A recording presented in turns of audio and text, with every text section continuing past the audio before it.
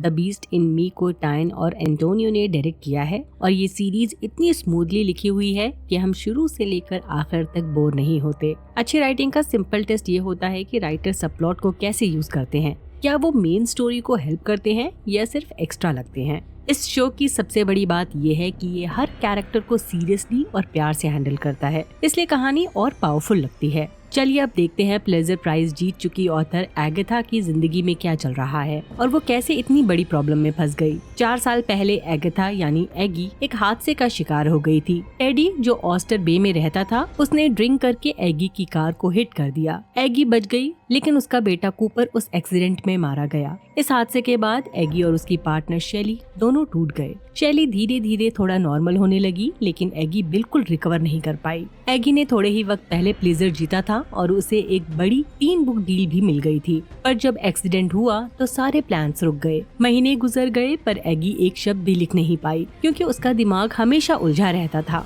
ऊपर से तो वो टेडी को ब्लेम करती थी, लेकिन सच ये था कि उसके दिल में एक ऐसी बात छुपी थी जिससे वो खुद भी भाग रही थी। जब किसी को पता होता है कि वो खुद भी किसी चीज में गलत थे, तो वो गिल्ट से बचने के लिए एक ऐसी स्टोरी बना लेता है जिससे अपने आप को इनोसेंट फील करवा सके। एगी ने भी अपने लिए एक ऐसा ही नैरेटिव बना लिया था जिससे उसे लगे कि उसकी कोई गलती नहीं थी, लेकिन अंदर से वो जानती थी कि उस दिन क्या हुआ था। यही सच उसे हर रात सताता था और उसकी रातों की नींद उड़ जाती थी। एक्सीडेंट के बाद शेली और ऑगी अलग हो गए, क्योंकि उनके ट्रॉमा ने इनके बीच की दूरियों को और बढ़ा दिया। दोनों के बीच पहले से ही डिफरेंसेस थे और शेली को लगता था कि एगी उसे फॉर ग्रांटेड लेती है। शेली एगी से प्यार करती थी, लेकिन धीरे धीरे एगी का बिहेवियर बहुत सेल्फिश लगता था। इस वजह से शेली को लगता था एगी उसकी इज्जत नहीं करती। सच बोलूं तो शेली ने एगी के करियर के लिए सब कुछ सेक्रीफाइस किया। जो कुछ वो कर सकती थी उसने किया, ताकि एगी को हर वो चीज मिले जो वो चाहती थी। बट इतना सब करने के बाद भी एगी कभी फुल्ली सेटिस्फाइड नहीं लगती थी। एक दिन एगी को पता चला कि फेमस रियल एस्टेट मोगल नाइल उसके बिल्कुल पास वाले घर में शिफ्ट हो गया है। उसका प्लान था कि वो आसपास के जंगलों में एक जॉगिंग पाथ बनाए। एगी को ऐसे आदमी का उनके एरिया में आना बिल्कुल पसंद नहीं आया, जो आते ही सब कुछ कंट्रोल करने लगे। पूरे पड़ोस ने जॉगिंग पाथ के लिए मंजूरी दे दी, बस एगी ही थी जिसने नाइल का लेटर इग्नोर कर दिया। प्रॉब्लम ये थी कि नाइल नो सुन ही नहीं सकता था, इसलिए वो बार बार एगी को कन्विंस करने आया। एगी को उसका नेचर बिल्कुल पसंद नहीं आया। वो बहुत इम्पोजिंग था, मैनिपुलेटिव था और कभी कभी तो उसका एटीट्यूड इतना एग्रेसिव होता था कि धमकी लगती थी। नाइल ने लिटरली एगी को फोर्स करके अपने साथ लंच करने पर मजबूर कर दिया। लंच के दौरान एगी ने पहली बार उसका वायलेंट साइड देखा। रेस्टोरेंट में कुछ लोग नाइल की चोरी छिपी फोटोज ले रहे थे और नाइल ने उस लड़की का फोन तोड़ दिया। फिर आकर नॉर्मली बातचीत कंटिन्यू कर ली, मानो जैसे कुछ हुआ ही ना हो। लंच के बाद एगी ने रास्ते में टेडी को देखा और नाइल को बता दिया कि वो कौन है। नाइल ने एगी की आंखों में कुछ नोटिस किया, शायद दर्द, नफरत या गिल्ट, और अगले ही दिन न्यूज आ गई कि टेडी ने खुद को मार लिया है। उसकी चीजें और एक नोट बीच पर मिले, लेकिन लाश कभी नहीं मिली। ये बात एगी को स्ट्रेंज लगने लगी, क्योंकि एग्जैक्टली इसी तरह नाइल की एक्स वाइफ मेडिसन भी सालों पहले गायब हो गई थी। नोट था, चीजें थी, लेकिन लाश नहीं। एगी समझ नहीं पाई कि नाइल टेडी को क्यों मारे या किडनैप करेगा। इनका रिश्ता इतना गहरा भी नहीं था कि वो एगी के लिए किसी को खत्म कर दे। एगी का शक तब और स्ट्रॉन्ग हो गया जब एक FBI एजेंट ब्रायन रात के वक्त उसके घर आया और सीधा वार्निंग दी, नाइल यार्विस से दूर रहना। मतलब वो FBI एजेंट भी मानता था कि मेडिसन के गायब होने में नाइल का हाथ हो सकता है। पूरे शहर को लगने लगा टेडी के गायब होने में एगी का हाथ है, लेकिन पुलिस के पास कोई सबूत नहीं था, इसलिए उन्हें लिखना पड़ा टेडी ने खुद अपनी जान ली। एगी ने ब्रायन अबॉट से कांटेक्ट किया और उसे बताया कि उसे शक है टेडी के गायब होने में नाइल का हाथ है। ब्रायन पहले मेडिसन के बहुत क्लोज था और वो कभी एक्सेप्ट ही नहीं कर पाया कि मेडिसन ने अपनी जान ली होगी, इसलिए पहले से ही उसकी नजर नाइल पर थी।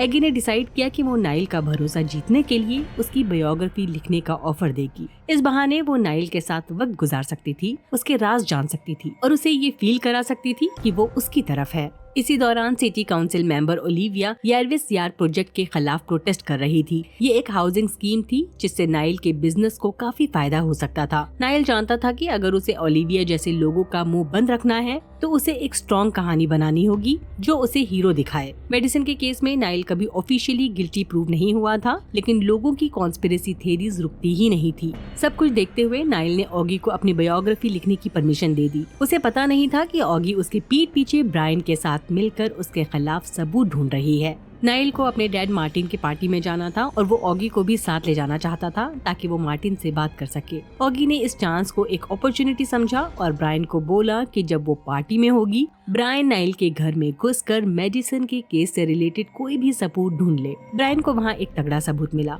इतना बड़ा कि उसने ऑगी को भी फौरन नहीं बताया क्योंकि उसे लगा ये ऑगी की जिंदगी को खतरे में डाल सकता है। ब्रायन को एक पेन ड्राइव मिली जिसमें एक लाइव स्ट्रीम का लिंक था। उस लिंक पर ब्रायन ने देखा कि टेडी एक्चुअली जिंदा था और नाइल ने उसे कहीं बंदी बनाकर रखा हुआ था। वहीं ऑगी मेडिसन के पेरेंट्स से मिलने गई इस उम्मीद में कि शायद वो कुछ नया बताएंगे, बट हैरानी की बात है वो भी नाइल को सपोर्ट कर रहे थे। उन्होंने तो मीडिया में मजाक उड़ाया कि कैसे बिना सच जाने लोग कहानियां बना लेते हैं और बोला कि नाइल उनकी बेटी से बहुत प्यार करता था। ब्रायन अपने आप को कंट्रोल नहीं कर पाया और सीधा नाइल से पूछने चला गया। नाइल ने बहुत ही कामली एक्सेप्ट किया कि मेडिसिन की मौत में भी उसका हाथ था, लेकिन ब्रायन कुछ कर पाता उससे पहले ही नाइल ने उसे मार दिया। ऑगी को काफी टाइम तक पता ही नहीं चला कि ब्रायन मर चुका है। वो उससे कांटेक्ट करने की कोशिश करती रही। ब्रायन का बर्नर फोन अब नाइल के पास था तो नाइल ने ऑगी के सारे मैसेजेस पढ़ लिए। उसे समझ आ गया कि ऑगी अभी भी ब्रायन के कांटेक्ट में थी और शायद उसके पास कोई ऐसा सबूत आ गया था जो नाइल को दोषी ठहरा सकता था। उसी पल नाइल को समझ आया कि अगर ऑगी जिंदा रही तो वो एक बड़ा खतरा बन सकती है, इसलिए उसने डिसाइड किया कि वो ऑगी को भी रास्ते से हटा देगा, चाहे इसके लिए टेडी की मौत का इल्जाम उस पर क्यों न डालना पड़े। हमें फ्लैशबैक में पता चलता है कि 2018 के आसपास इंटरेस्ट रेट बहुत ज्यादा बढ़ गए थे और यार्विस फैमिली को सीरियस फाइनेंशियल प्रॉब्लम हो रही थी। तभी मेडिसिन के डैड जेम्स ने नाइल को $200 मिलियन दिए। इसी वजह से जब ऑगी उनसे मेडिसिन के बारे में बात करने आई, जेम्स ने नाइल के खिलाफ एक शब्द नहीं बोला। इनग्राम फैमिली का पूरा पैसा यार्विस यार्ड प्रोजेक्ट में लगा हुआ था, इसलिए उनका नाइल के साथ अच्छा रिश्ता मेंटेन करना जरूरी था। लेकिन मेडिसन का छोटा भाई क्रिस्टोफर सच बताने के लिए बेचैन था। वो अपनी बहन के लिए इंसाफ चाहता था। ऑगी को फिर एक इम्पोर्टेंट चीज पता चली, मेडिसन का लिखा हुआ नोट। एक्चुअली ये नोट उस वक्त का नहीं था जब वो मरी थी। वो नोट मेडिसन ने कुछ साल पहले लिखा था जब वो डिप्रेशन में थी। उसने उस टाइम अपनी बर्ड जर्नल में वो लाइंस लिखी थी और उसके बाद उसने अपनी जिंदगी खत्म करने की कोशिश की, लेकिन उस वक्त उसे बचा लिया गया और फिर उसका ट्रीटमेंट चला। मेडिसन नाइल से बहुत डरती थी। उसे पता था कि नाइल में इतनी हिम्मत है कि वो किसी को भी हर्ट कर सकता है। वो डिवोर्स चाहती थी, लेकिन समझती थी कि नाइल कभी उसे आजाद नहीं करेगा। इसलिए मेडिसिन ने चुपचाप ब्रायन एबॉट से कांटेक्ट करना शुरू किया और फैमिली की इलीगल डील उसे लीक करने लगी। यही उसकी मदद की पुकार थी। वो किसी तरह नाइल से बचना चाहती थी। नीना, जो आज नाइल की वाइफ है, उस टाइम मेडिसिन की असिस्टेंट थी। उसे मेडिसिन की सेहत के बारे में काफी कुछ पता था कि वो अपनी मेडिसिन प्रॉपरली नहीं ले रही और वो किसी से चोरी छिपे भी मिलती थी। मेडिसिन ने जो इन्फॉर्मेशन ब्रायन एबॉट को दी थी, उसके बेसिस पर एबॉट ने नाइल के प्राइवेट जेट पर रेड मारी। वहाँ उसे बहुत सारा कैश मिला, पूरा ब्लैक मनी था। मेडिसिन को लगा था कि अब ब्रायन नाइल तक डायरेक्टली पहुंच जाएगा और उसे जेल भिजवा देगा, पर बदकिस्मती से ऐसा नहीं हुआ। नाइल के एम्प्लॉइज में से एक राइडर ने पूरी जिम्मेदारी अपने ऊपर ले ली। उसने बोला कि इन पैसों में उसका हाथ है, नाइल का नहीं। इसलिए ब्यूरो के पास कोई ऑप्शन नहीं बचा, उन्हें केस बंद करना पड़ा और नाइल को बेगुनाह डिक्लेयर कर दिया गया। काफी टाइम तक नाइल को लगता था कि इन्फॉर्मेशन लीक करने वाली नीना ही है। वो इस बारे में मेडिसिन से भी बात करता रहता था, लेकिन एक दिन नीना ने खुद मेडिसिन को ब्रायन एबॉट से मिलते हुए देख लिया। नीना और मेडिसिन के बीच उस दिन झगड़ा भी हुआ क्योंकि नीना अपनी जॉब से खुश नहीं थी और वो बेटर अपॉर्चुनिटी के लिए जॉब चेंज करना चाहती थी। मेडिसिन उस टाइम ऑलरेडी बहुत मेंटली डाउन थी, तो उसने गुस्से में नीना को काफी तकलीफ भरी बातें बोल दी। उसे अच्छा नहीं लगा कि नीना उसे छोड़कर जा रही है। उस रात नाइल ने नीना को कंफर्ट किया और फिर से उसे ब्लेम किया कि वो ही गद्दार है। नीना गुस्से में फट पड़ी और उसने नाइल को बता दिया कि मेडिसिन ही सीक्रेटली एबॉट से मिल रही थी। बस वहीं से सब कुछ बिगड़ गया। नाइल फौरन मेडिसिन के पास पहुंच गया। मेडिसिन सिटी छोड़कर भागने की तैयारी में थी, लेकिन नाइल ने उसे पकड़ लिया। उसने मेडिसिन को बड़ी बेरहमी से मार दिया। बाद में नाइल के अंकल रिक और उसके डैड मार्टिन ने सारी सिचुएशन संभाली, सबूत हटा दिया, लोगों को मैनेज किया और पक्का किया कि FBI को नाइल के इन्वॉल्वमेंट का कोई सॉलिड प्रूफ न मिले। जब नाइल को पता चला कि ऑगी को सारा सच मालूम हो गया है कि मेडिसिन का आखिरी नोट एक्चुअली उसने ही प्लान किया था, तब नाइल ने ऑगी के लिए एक खतरनाक ट्रैप सेट करना शुरू कर दिया। नाइल ने टेडी को मार दिया और उसकी लाश ऑगी के घर पर रख दी। फिर पुलिस को कॉल करके बोला कि उसे लगता है ऑगी कुछ गलत कर रही है। ये सब सुनकर ऑगी डर गई और घर से भाग गई। ऑगी ने एरिका से कांटेक्ट किया, एबॉट की सीनियर, क्योंकि वो ही एक ऐसी इंसान थी जो जानती थी कि नाइल गिल्टी है। लेकिन यहाँ एक ट्विस्ट था। सालों पहले रिक यानी नाइल के अंकल ने एरिका को अप्रोच किया था उसने डील दी थी कि वो एरिका के हस्बैंड का नाम एक नेग्लिजेंस केस से क्लीन करवा देगा अगर एरिका उसे अबॉर्ट के पल पल की खबर देती रही। एरिका ने तब डील एक्सेप्ट कर ली थी बिना ये सोचे कि आगे क्या होगा। अब रिक फिर से एरिका के घर आया और उसे धमकाया कि ऑगी की हेल्प करना बंद करो वरना तुम्हारी फैमिली को नुकसान होगा। उधर ऑगी बिल्कुल अकेली पड़ गई, इसलिए उसने रिस्क लिया और सीधा नीना के पास पहुंच गई। उसने नीना को बोला कि वो बेकसूर है और उसके तरफ की बात सुनना भी जरूरी है। ऑगी ने नीना को बताया कि टेडी को उसने नहीं, नाइल ने मारा है। फिर ऑगी ने सबसे पेनफुल सच कन्फेस किया। सालों तक वो टेडी को ब्लेम करती रही कि वो शराब पीकर ड्राइव कर रहा था, लेकिन सच ये है कि ऑगी भी रिस्पॉन्सिबल थी, शायद टेडी से भी ज्यादा, अपने बेटे कूपर की मौत के लिए। एक्सीडेंट के वक्त ऑगी फोन पर थी, कूपर उसे डिस्टर्ब कर रहा था और जब ऑगी पलटकर उसको डांटने लगी तभी टेडी की कार उनसे टकरा गई। ये गिल्ट ऑगी को अंदर ही अंदर खा रहा था। ऑगी ने नीना को बताया कि उसने पुलिस को अपनी लोकेशन ऑलरेडी दे दी है, अब डिसाइड करना नीना के हाथ में है कि वो नाइल को एक्सपोज करे या नहीं। ऑगी को लगता था कि नीना अंदर से सच जानती है। मेडिसिन के साथ क्या हुआ, बस वो अपने इल्यूजन में जीना चाहती थी और वो देख चुकी थी कि नाइल नीना की कितनी बेइज्जती करता है। उस रात नीना ने नाइल को कन्फ्रंट किया। नाइल ने सब कुछ एडमिट कर लिया कि उसने ही मेडिसिन को मारा था और टेडी को भी। उसने नीना को ब्लेम भी किया कि वो अपॉर्चुनिस्ट थी जो हमेशा मेडिसिन की पोजीशन चाहती थी। नाइल ने कहा कि उसने सिर्फ वही दिया जो नीना खुद लेने से डरती थी। मतलब नाइल के मुताबिक मेडिसिन की मौत का जिम्मेदार दोनों ही थे। नीना ने पूरी कॉन्वर्सेशन सीक्रेटली रिकॉर्ड कर ली। अगले दिन वो रिकॉर्डिंग FBI को दे दी। नाइल अरेस्ट हो गया, उसे 3 मौतों की सजा मिली।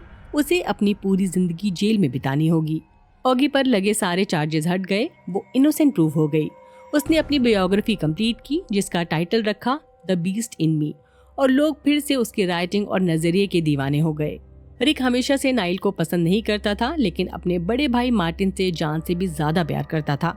उसे लगता था कि नाइल एक अनस्टेबल इंसान है जिसे बायोपोलर जैसी प्रॉब्लम हो सकती है और पिछले 30 सालों से वो अपने डैड की लेगेसी को खराब करता आया है। जब भी नाइल कोई नया मेस क्रिएट करता, मार्टिन उसे बचाने आ जाता और हर बार रिक ही छुप छुप कर उसकी गंदगी साफ करता था। एबॉट और टेडी के केस के बाद मार्टिन मेंटली और इमोशनली टूट चुका था। गुस्से और स्ट्रेस में उसे स्ट्रोक आ गया और वो हॉस्पिटल पहुंच गया। जब नीना ने सब एक्सपोज कर दिया, रिक को लगा कि मार्टिन को और दुख नहीं मिलना चाहिए, इसलिए उसने अपने ही भाई को मार दिया। उसके हिसाब से ये एक मर्सी किलिंग थी ताकि मार्टिन को और तकलीफ ना हो। इसके बाद रिक ने खुद को पुलिस के हवाले कर दिया और अपने कॉन्टैक्ट यूज करके इंश्योर किया कि नाइल को जेल के अंदर ही खत्म कर दिया जाए, क्योंकि रिक के लिए नाइल ही मार्टिन की मौत का जिम्मेदार था। उधर ऑगी अपनी बुक में लिखती है कि नाइल लोगों के अंदर छुपे हुए बदले को बाहर निकाल कर उसे वायलेंस में बदल देता था। लोगों के मन में जेलिसी, ईगो या डार्क थॉट्स होते हैं, जैसा नीना के साथ था, जिसे हमेशा मेडिसिन की लाइफ चाहिए थी। वो नाइल के झूठ को इसलिए मानती रही क्योंकि उसे एक कंफर्टेबल लाइफ मिल रही थी और वो अपने फायदे के लिए सच्चाई को इग्नोर करती रही। ऑगी खुद भी गिल्ट और बदले के इमोशंस अपने अंदर रखती थी, लेकिन उसे समझ आया कि बदला एक ऐसा जख्म होता है जो कभी नहीं भरता। जब तक इंसान खुद को और दूसरों को माफ नहीं करता, तब तक वो अंदर से आज़ाद नहीं हो सकता। एक्सेप्टेंस ने ऑगी को पीस दिया और तब जाकर वो अपने गिल्ट से निकलकर आगे बढ़ पाई। इसी के साथ ये सीरीज यहीं खत्म होती है। बाय, अपना ख्याल रखिए।